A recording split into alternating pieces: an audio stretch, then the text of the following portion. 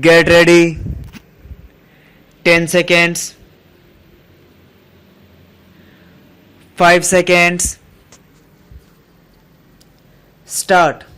Sir, when one sees the estimates of the railways, one feels that the estimates are too much in regard to the foreign exchange component. I should congratulate the Railway Ministry for having spent less than the estimated amounts. But sir, efficiency does not mean more expenditure. You may spend less and still you may feel very happy about it. Efficiency does not mean only a measurement in terms of money. Delays, inefficient administration, late running of trains, loses, delay in moving the passenger and goods traffic, all these contribute to a setback to national development as well as efficiency. Sir, so much has been said about coal and about the failure of the railways to transport coal. Coming from a place with the largest production of rice, I can say with great emphasis that in Andhra, for want of wagons, rice could not be transported to the south and to other places, especially Kerala.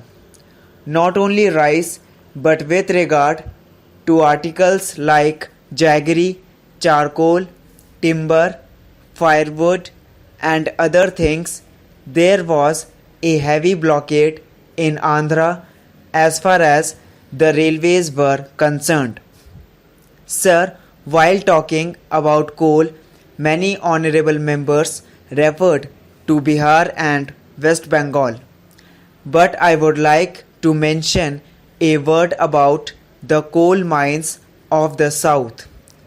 For want of wagons, about 7 lakh tons of coal continued to lie at the pitheads, and all this could not be moved to the south where there was a great demand for coal.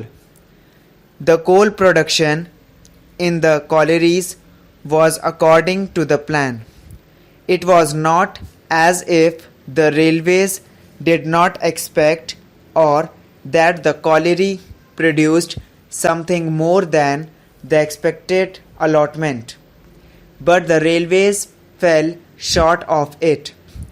In this connection, sir, I would like to point out that when there was an uproar in Parliament in February over the shortage of wagons on the Southeastern Railway, instead of trying on the Southeastern Railway, instead of trying to solve the problem in a more practical and in a good way, immediately the railway minister said that he had switched off 150 wagons serving the colliery belonging to the Central Railway to the Southeastern Railway.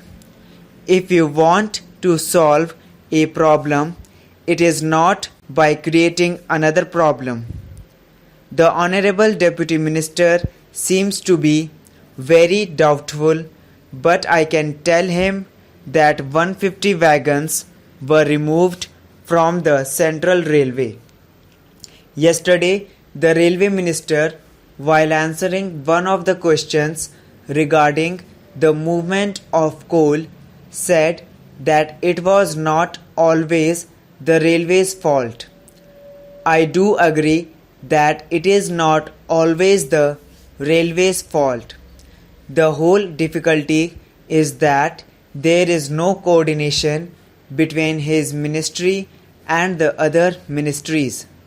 He also suggested that they would like to divert some of the coal to road and waterways.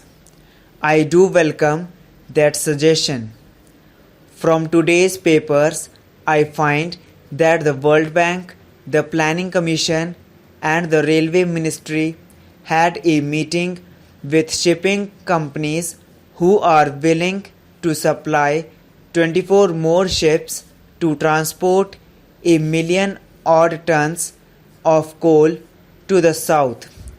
In this connection, I would suggest that transport by water costs rupees 37 more per ton. Secondly, the coal supplied through ships is not graded properly in the sense that it gets mixed up. When they supply it to industries, the latter do not get the proper quality, and what they get is not up to the mark. These things should be taken care of while diverting more and more coal towards the south through waterways. Sir, I have to say another thing. In the Niyogi committee, it was suggested that the railways should consider the question of their contribution to the general revenues. I do not say that the contribution from the railways to the general revenues is not good.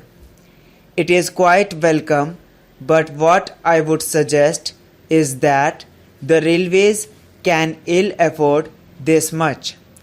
Now that they have increased their dividend, they are not in a position to divert to that extent to the general revenues. If they have increased their dividend, it does not mean that the railways are prosperous. But what I feel is that the railways would do well to think twice about paying more because they have got any amount of work to be done in their own department. The dividend was increased on the understanding that there would be no change in the rates of freights.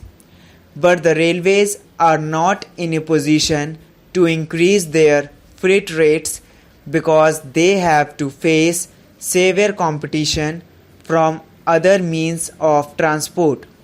Moreover, an increase in the contribution to the general revenues may affect national development.